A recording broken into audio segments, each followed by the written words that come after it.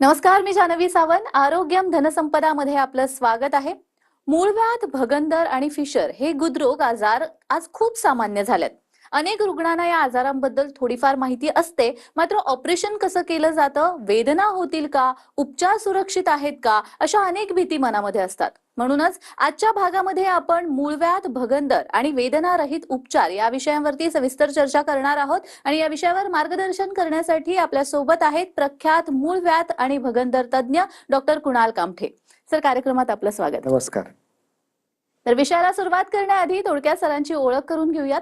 Doctor Kunal Kamthe हे गेल्या 17 वर्षाहून अधिक काळ रुग्णसेवेमध्ये कार्यरत आहेत. त्यांनी हजारो रुग्णांवर यशस्वी उपचार केले आहेत. पुण्यामध्ये कोंढवा बुद्रुक येथे त्यांचं अद्ययावत हॉस्पिटल आहे. तसेच पुणे स्टेशन जवळ उरळी कांचन आणि मुंबईमधील सायन चुनाभट्टी येथेही त्यांची ओपीडी उपलब्ध आहे.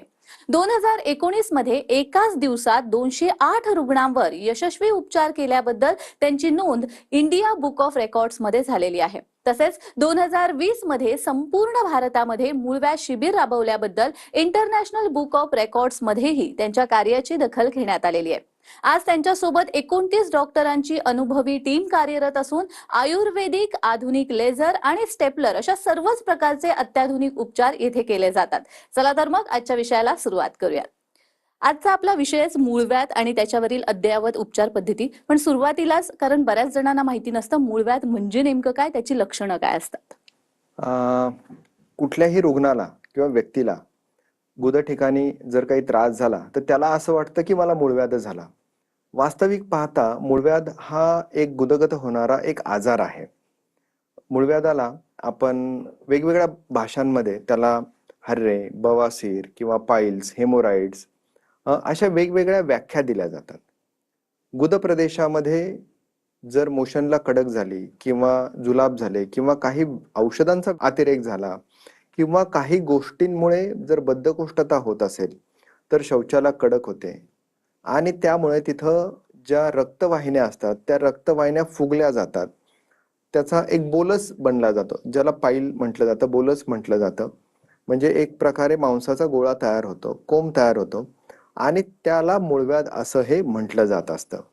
आणि मूळव्याधाचे त्याच्या ग्रेडनुसार हे वेगवेगळे प्रकारही असतात की ज्याच्यामध्ये first grade, second grade, third grade आणि फोर्थ ग्रेड, की प्रामुख्यानं त्याच्या लक्षणांमध्ये त्याचे ग्रेडेशन हे डिवाइड केलेले आपल्याला हे दिसून येत असतात.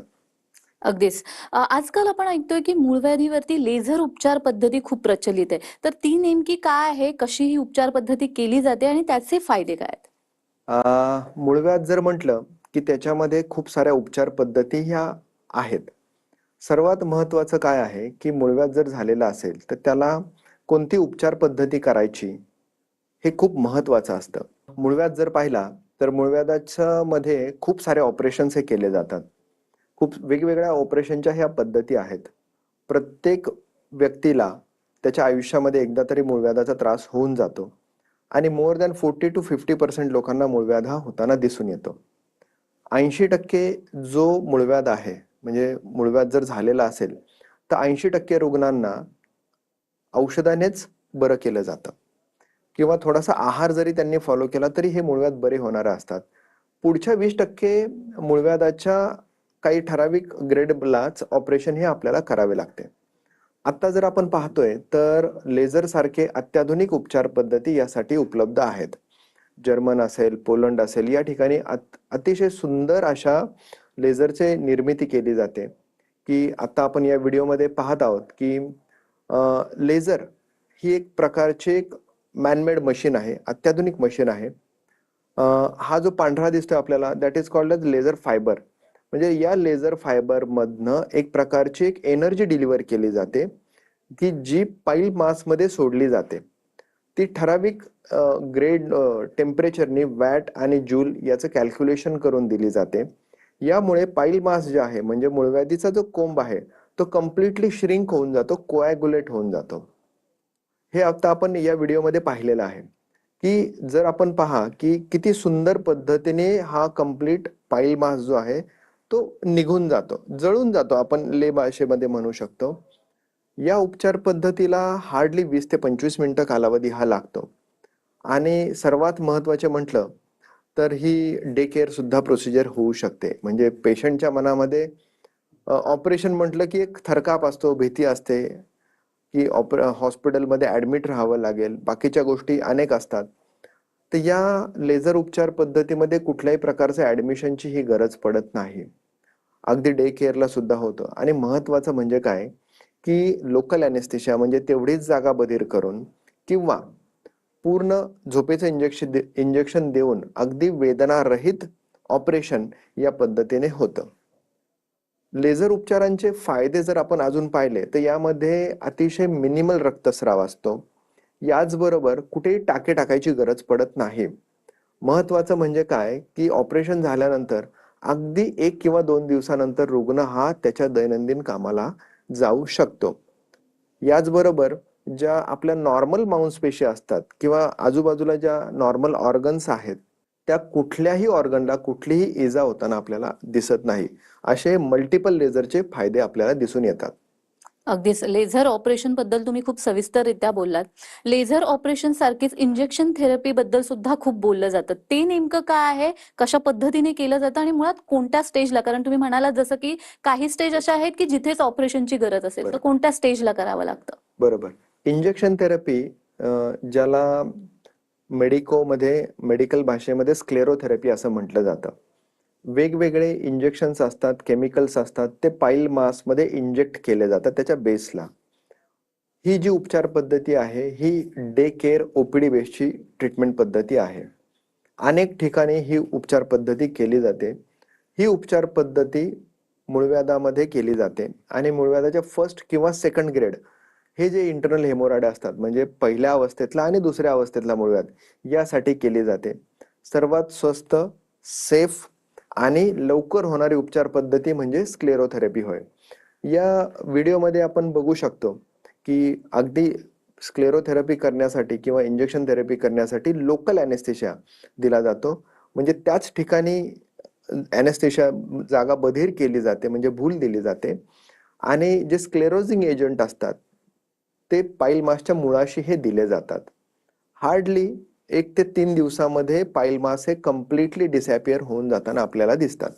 इंजेक्शन थेरपी ही कोणत्या स्टेजमध्ये केली जाते याबद्दल तुम्ही बोललात. रबर बँड लायगेशन बद्दल सुद्धा मी ऐकलेलं आहे, तर ते म्हणजे काय? ती कशी केली जाते? रबर बँड लायगेशन हे सुद्धा एक प्रकारचे ऑपरेशनच आहे पाईल्समध्ये, म्हणजे मूळव्याधामध्ये केलं जाणारं. रबर बँड लायगेशन ही सध्या US, युरोप या देशांमध्ये खूप प्रचलित मानली जाते आणि गेली 20 ते 30 वर्षांपासून ही अतिशय सक्सेसफुल ट्रीटमेंट मानली जाते. रबर बँड लायगेशन ही सुद्धा उपचार पद्धती ही डे केअरला केली जाते. यामध्ये बऱ्याच कंडिशनमध्ये तर भूल देण्याची पण गरज पडत नाही. अगदी डे केअरला केली जाते. यामध्ये आपण या व्हिडिओमध्ये पाहतो आहोत की रबर बँड लायगेशन म्हणजे एक रबर बँडची गन येते. ती गन आपण गुदप्रदेशी इन्सर्ट करतो आणि तो रबर बँड जो आहे तो लायगेट केला जातो त्या गनने. अशा पद्धतीने ते रबर बँड लायगेशन ही ट्रीटमेंट होते. हार्डली 3 ते 5 दिवसांमध्ये तो पाईल मास हा डिसअपिअर होऊन जातो, अक्षरशः निघून जातो. आणि ही जी उपचार पद्धती आहे रबर बँड लायगेशन, ही उपचार पद्धती जनरली सेकंड ग्रेड इंटरनल हेमोरॉइडला ही केली जाते. अगदीच. डॉक्टर, आतापर्यंत आपण मूळव्याध, त्याची उपचार पद्धती याविषयी बोललोत. भगंदर म्हणजे नेमकं काय असतं आणि त्याची लक्षणं काय असते याविषयी सांगा? भगंदर म्हणजेच फिस्टुलाइन ॲनो, ज्याला इंग्लिशमध्ये फिस्टुलाइन ॲनो म्हटलं जातं. ले भाषेमध्ये अजून भगेंद्र, नासूर असे वेगवेगळ्या व्याख्या आहेत. शत्रुलाही होऊ नये अशा आजारांमध्ये मूळव्याध आणि भगंदर हे 2 प्रमुख आजार प्रामुख्याने मानले जातात. भगंदर म्हणजे हा नेमका काय असतो हे आपण थोडक्यात पाहूयात. भगंदर ही एक प्रकाराने इन्फेक्शनमुळे होणारी जखम असते किंवा पाईपलाईन असते. गुदप्रदेशाहून त्याच्या आजूबाजूला एखादी पुळी तयार होते. ती पुळी फुटते. त्या पुळीतनं रक्त, चिकट स्राव किंवा पाणी सारखं येतं आणि तो डायरेक्टली कनेक्टेड असतो गुदप्रदेशी म्हणजे ॲनल कॅनल किंवा रेक्टमशी. त्याला भगंदर म्हटलं जातं. भगंदरचे वेगवेगळे प्रकार असतात आणि इन्फेक्शनमुळे होणारी ही पाईपलाईन अशी स्ट्रक्चर्ड तयार होऊन जाते. रुग्णाला वाटतं की तिथं बेंड आलंय किंवा करड झालंय किंवा छोटासा ॲप्सिस झालाय. तर असं नसून हा भगंदर पूर्णपणे वेगळा असतो आणि ही जी आलेली पुळी असते, ज्यावेळेस त्याच्यातनं पस डिस्चार्ज किंवा रक्त बाहेर पडतं, त्यावेळेस पेशंटला बरं वाटतं आणि कालांतराने पुन्हा पुन्हा ती येत राहते. याच्यामध्ये वाईट काय आहे की दुर्लक्ष जर झालं तर याला रॅमिफिकेशन म्हणजे याला ब्रांचेस तयार होतात. एक फिस्टुला असेल तर दुसरा तयार होतो, तिसरा तयार होतो आणि it is very bad disease. तर त्यामुळे भगंदर जर झालेला असेल तर त्याला त्वरित उपचार करणं हे खूप महत्वाचं आणि गरजेचं असतं. त्वरित उपचार करणं गरजेचं असतं असं म्हणालात. याच्या काही स्टेज असतात का आणि ऑपरेशन कोणत्या पद्धतीने केलं जातात? काय पद्धती आहेत ऑपरेशनच्या? भगंदरच्या जनरली ज्या आहेत ना त्या दोन प्रकार मानले जातात, हाय एंड अँड लो एंड.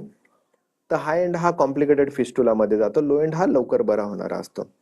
त्याचप्रमाणे त्याच्या लेंथनुसार आणि त्याच्या स्पेसनुसार म्हणजे त्याच्या आकारानुसार तो इंटरस्पेंट्रिक फिस्टुला, सबक्यूट फिस्टुला, ट्रान्सपेंट्रिक फिस्टुला, सुप्रालेव्हेटर असे वेगवेगळे प्रकार मानले जातात. भगंदर हा कधीही औषधाने बरा होत नाही. हे एक खूप महत्वाचं विधान मी सांगतो की लोक खूप प्रयत्न करतात परंतु बगर नेवर क्युअर बाय मेडिसिन्स. भगंदरला आपल्याला तो इन्फेक्शनचा ट्रॅक्ट हा काढावाच लागतो. आता तो कोणत्या पद्धतीने काढायचा, त्याला ऑपरेशन काय करायचं हे खूप महत्वाचं असतं. त्याला सध्या दोन उपचार पद्धती या खूप प्रचलित आहेत. एक तर लेझर उपचार. लेझर उपचारांमध्ये भगंदरचं जे आतलं तोंड आहे म्हणजे संडासच्या ठिकाणच्या ओपनिंग जे आहे, आतलं ओपनिंग ॲनल कॅनल किंवा रेक्टम मधलं, हे पहिलं क्लोज केलं जातं आणि लेझर फायबरच्या सहाय्याने त्याला ॲबिलिएट केलं जातं म्हणजे आतून जाळलं जातं. त्यामुळे भगंदर हा कम्प्लिटली हील होतो, बरा होतो. दुसरी सगळ्यात उत्तम आणि हजारो वर्षांपासून प्रचलित असणारी क्षारसूत्र उपचार पद्धती जी आयुर्वेदामध्ये आचार्य सुश्रुतांनी सुश्रुत संहितेमध्ये सांगून ठेवलेली आहे. क्षारसूत्र उपचार पद्धती ही अतिशय पॉप्युलर म्हटली जाते की ज्यांना एक मल्टिपल फिस्टुला आहे किंवा लॉंग फिस्टुला आहे आणि ज्याच्यामध्ये एक्सटर्नल स्पिंक्टर जी शौच कंट्रोल करणारी मसल्स आहेत ती इन्व्हॉल्व आहे, त्यांच्यासाठी तर अप्रतिम उपचार पद्धती ही मानली जाते. या व्हिडिओमध्ये आपण आता पाहूयात की क्षारसूत्र उपचार पद्धती ही कशा पद्धतीने केली जाते. हा जो काही दिसतोय हा एक्सटर्नल बॉईल म्हणजे ज्याला फिस्टुला म्हटलं जातं, पुळी म्हटली जाते. या पुळीतनं एक प्रोब टाकला जातो आणि तो आतल्या ओपनिंग मधनं काढला जातो म्हणजे इंटरनल ओपनिंग आपण ज्याला म्हणतोय. ते इंटरनल ओपनिंग मधून मग आपण क्षारसूत्र हा जो काही मेडिकेटेड थ्रेड असतो याच्यामध्ये वेगवेगळ्या प्रकारचे औषधांचे लेयर्स थर दिलेले असतात आणि त्याचं काम खूप छान प्रकारे होतं. म्हणजे फिस्टुलाचं क्युरेटिंगचं काम करतं, फिस्टुलाचं ड्रेनेजचं काम करतो आणि कटिंग पण करतो आणि क्युरेटिंग पण करतो. म्हणजे मल्टी टास्क ही क्षारसूत्राद्वारे होत असते. आणि मग डे बाय डे म्हणजे एव्हरी वीक तो क्षारसूत्र या पद्धतीने चेंज केला जातो. तो जो काही फिस्टुलाचा ट्रॅक्ट असतो म्हणजे भगंदरचा ट्रॅक्ट आहे तो डे बाय डे कट होत जातो. जनरली त्याचा टाइमही आहे की 0.8 to 1 सेंटीमीटर पर वीक. हे आता आपण पाहतो आहोत की एव्हरी वीक चेंज केल्यानंतर कसा फिस्टुला कट होत जातोय आणि तो कम्प्लीट हील पण कशा पद्धतीने होतोय. यामध्ये सगळ्यात महत्वाचं की patient day to day activities करू शकतो, हे खूप महत्वाचं आहे. स्वतःची स्वतः ड्रेसिंगही बरेच पेशंट करू शकतात. शौचावरील कंट्रोल जाण्याचा धोका हा अजिबात नसतो आणि सर्वात महत्वाचं काय आहे की अफोर्डेबल ट्रीटमेंट आहे. मूळव्याध, भगंदर, खरं तर हे असे आजार आहेत की ज्याच्यामध्ये भीती आपल्याला कमी पण लाज जास्त वाटते. तर याविषयी खरं तर मला अजून जाणून घ्यायचंय. मात्र वेळ झालेली आहे एका छोट्या आणि त्यावरील अद्ययावत उपचार या विषयासंदर्भात बोलतो आणि आपल्याला मार्गदर्शन करतायत डॉक्टर कुणाल कामठे. डॉक्टर, जसं तुम्ही मूळव्याध बद्दल सांगितलं, भगंदर बद्दल सांगितलं, तसंच मला फिशर बद्दल सुद्धा जाणून घ्यायचंय. त्याची कोणकोणती लक्षणं असतात? फिशर म्हणजेच त्याला संस्कृत मराठीमधनं परिकर्तिका असं म्हटलं जातं. म्हणजे गुदप्रदेशी होणारी एक जखम, एक असू शकते किंवा मल्टिपल असू शकते. याचे दोन प्रकार पडतात की ज्याला ॲक्यूट म्हणजे तत्काल झालेला आणि एक क्रॉनिक म्हणजे दीर्घकालीन फिशर. याची लक्षणं ही खूप भयानक असतात. म्हणजे फिशर जर आपण पाहिला तर स्त्रियांमध्ये जास्त फिशर होताना दिसतो की ड्युरिंग प्रेग्नन्सी, आफ्टर डिलिव्हरी त्यांच्यामध्ये हार्मोन्स खूप बदल होत असतात. त्यामुळं डायजेशन, मेटाबॉलिझम आपण ज्याला म्हणतो, चयापचयाची प्रक्रिया ही नेहमी बदलत असते आणि त्यामुळे फिशर हा जास्त होताना दिसत असतो. फिशरमध्ये प्रामुख्यानं शौचानंतर जास्त प्रमाणात आग होणं, वेदना होणं, शौचाला लागून किंवा त्यानंतर रक्तस्राव होणं आणि टोचल्यासारखं वाटतं आणि ही 4 लक्षणं ही प्रमुख दिसून येतात. फिशर हा जो काही आजार आहे त्याची लक्षणं आणि कॅन्सरची लक्षणं ही सिमिलर असतात. की कॅन्सरमध्येही आपल्याला बऱ्याच वेळा ही 2 प्रमुख लक्षणं दिसतात की आग होणं आणि रक्तस्राव होणं. त्यामुळे जर स्त्रियांमध्ये किंवा कोणामध्ये जर फिशरची असं काही लक्षणं दिसतील किंवा आग होत असेल आणि ब्लिडिंगचं जर काही लक्षण दिसलं तर त्वरितपणे तज्ज्ञांचा सल्ला हा घेणं गरजेचा असतो. आत्ता जर आपण युरोपियन कल्चर पाहिलं तर आफ्टर 40 कोलोनोस्कोपी म्हणजे गुदप्रदेशाची दुर्बिणीतनं तपासणी कंप्लीट करणं हे त्यांच्याकडे एक प्रोटोकॉलमध्ये आलेलं आहे. म्हणजे आपल्याला माहिती आहे की दे आर व्हेरी ॲडव्हान्स, परंतु हे ॲडव्हान्स त्यांना त्यांच्या आजारांनी त्यांच्या कल्चरनी शिकवलेलं आहे. काही गोष्टी आपणही चांगल्या अडॉप्ट करणं गरजेचं आहे. बिकॉज एवढं अरबो खरबोचं जे काही शरीर आहे त्याची किंमत आपण करू शकत नाही, परंतु precaution is better than cure ही जी काही व्याख्या आहे ती सगळ्यांनाच लागू पडते. त्यामुळं तिथं जर काही त्रास असेल, फिशर असेल किंवा फिशरसारखा काही आजार असेल तर त्वरित तपासणी करून त्याचा उपचार घेणं हे खूप महत्त्वाचं आहे. निश्चितच. डॉक्टर, आत्तापर्यंत आपण मूळव्याध, भगंदर, फिशर याविषयी बोललो. हे जे आजार असतात जसं तुम्ही मगाशी म्हणालात की 99% लोकांना हे होतातच. मग अशा वेळेला महत्त्वाचा मुद्दा येतो तो म्हणजे त्याच्यावरती उपचार जे घेणार त्याच्यासाठी लागणारा पैसा, ऑपरेशनसाठी लागणारा पैसा. तर यावेळेला मला असं विचारायचं की मेडिक्लेमची काही सुविधा या आजारांसाठी असतात का आणि तुमच्या हॉस्पिटलमध्ये अशा सुविधा दिल्या जातात का? होय मॅडम, हे जे काही आजार आहेत, मूळव्याध असेल, फिशर असेल, फिस्टुला असेल किंवा पायनोडल सायनस ॲप्सिस यासारखे जे काही आजार आहेत यांना 100% मेडिक्लेम हा होत असतो. आणि आपल्या मुंबईच्या आणि पुण्याच्या दोन्ही हॉस्पिटलमध्ये 100% मेडिक्लेम उपलब्ध आहेत. कॅशलेस फॅसिलिटी सर्वच मेडिक्लेम पॉलिसीला त्या ॲप्लिकेबल होतात. यासाठी फक्त ॲव्हरेज 24 आवर्स ॲडमिशन हे कंपल्सरी असतं. याचबरोबर की मला सांगावंसं वाटतं मॅडम की ज्यांची मेडिक्लेम सुविधा नाही असे रुग्ण आपल्या भागामध्ये खूप आहेत, म्हणजे अनेक आहेत. तर त्यांच्यासाठी आम्ही दरवर्षी जानेवारी महिन्यामध्ये आणि ऑगस्ट महिन्यामध्ये मूळव्याध शिबिरांचं आयोजन करीत असतो की ज्याच्यामध्ये आम्ही अत्यंत माफक दरामध्ये साधारणतः 50% सवलतीच्या दरांमध्ये आम्ही ऑपरेशन करत असतो. आपली जी एक फाउंडेशन आहे, मंगल फाउंडेशन, या फाउंडेशनच्या माध्यमातून ही योजना, हे शिबिर आम्ही दरवर्षी राबवत असतो. सर, हे जे आजार आहेत यांच्याविषयी फार कमी बोललं जातं कारण लाज वाटते, ही महत्वाची गोष्ट असते आणि मुळात स्त्रिया सुद्धा बऱ्याच वेळेला असं लाजतात. तर एकंदरच आपली जी लाईफस्टाईल आहे या लाईफस्टाईलमध्ये अशा कोणत्या गोष्टी केल्या पाहिजेत की ज्यामुळे हे आजार कमी प्रमाणात होतील किंवा लवकरात लवकर बरे होतील? खूप छान प्रश्न आहे हा. म्हणजे याला आपण आजीबाईचा बटवा म्हणू शकतो, तसं जान्हवीताईंचा बटवा म्हणू शकतो. की काय मूळव्याध हा जो काही आजार आहे किंवा गुदगत होणारे जे काही आजार आहेत याची पहिली कारणं समजून घेणं हे खूप महत्त्वाचं आहे. की याची जर कारणं जर आपण पाहिलं तर ही सगळी लाईफस्टाईलशी रिलेटेड येतात. म्हणजे काय, तर अवेळी जेवण करणं, व्यायाम न करणं, रात्री जागरण करणं, जंक फूड जास्त खाणं, पॅकेट फूड जास्त खाणं, केमिकलयुक्त पदार्थांचं जास्त सेवन होतं, किंवा आता आपण मोबाईलचा ओव्हरयूज असेल, टी व्हीचा ओव्हरयूज असेल, या सगळ्या गोष्टी ज्या आहेत त्या कुठेतरी शरीर आणि मन या दोन्ही गोष्टींना हानिकारक आहेत आणि यांचा हा अतियोग होत असतो. तर हा अतियोग आपल्याला कुठंतरी टाळावा लागेल. कुठल्याही गोष्टीचा अतिरेक हा शरीर आणि मनासाठी हा हानिकारकच असतो. शरीर ही एक गाडी आहे. गाडी तुम्ही एक वेळी किती चालवणार, 500 किलोमीटर, 1000 किलोमीटर, त्यानंतर तिला रेस्ट देणं हे खूप गरजेचं असतं. सर्व्हिसिंग करणं हे गरजेचं असतं. परंतु आपण याच्याकडे खूप दुर्लक्ष करतो. यासाठी मी तुम्हाला सांगतो की जुन्या काळी नाक बंद करून एरंडेल तेल पाजलं जायचं आणि अक्षरशः उन्हामध्ये बसवायचे, एरंडेल तेल पाजायचे की ज्याच्यामुळे मुलांना लूज मोशन व्हायचे. तर याची कारणंही तशी होती की त्याचं महत्त्वाचं रिझन काय होतं की लहान मुलांमध्ये जंतांचं प्रमाण जास्त असायचं, बद्धकोष्ठता खूप असायची. कारण की मुलं पूर्वी मातीत खेळायची, माती खायची, त्यामुळं तो प्रकार जास्त वाढायचा आणि यामुळं मूळव्याधही फिशर होण्यासारखी लक्षणं दिसायची. तर ती प्रथा आता कुठेतरी बंद झालेली आहे. त्यामुळं काय आहे की हे जे काही सोन्यासारखं शरीर आहे, याकडं आपण खूप चांगल्या पद्धतीने लक्ष दिलं पाहिजे आणि याचं आहार, विहार आणि ब्रह्मचर्य याचं पालन करूनच त्याचं लाईफस्टाईल आपण जगलं पाहिजे. हे खूप महत्त्वाचं आहे. अगदीच डॉक्टर, ज्या पद्धतीने तुम्ही ही माहिती दिलेली आहे, मला वाटतं बऱ्याच रुग्णांना ज्यांना माहिती नाहीये या आजाराविषयी किंवा माहिती असतं पण ते घाबरत होते उपचार घेण्यासाठी, तर त्यांना याचा निश्चितच फायदा होणार आहे. तुम्ही इथे आलात आणि खूप छान मार्गदर्शन केलं, त्यासाठी खूप खूप धन्यवाद. धन्यवाद.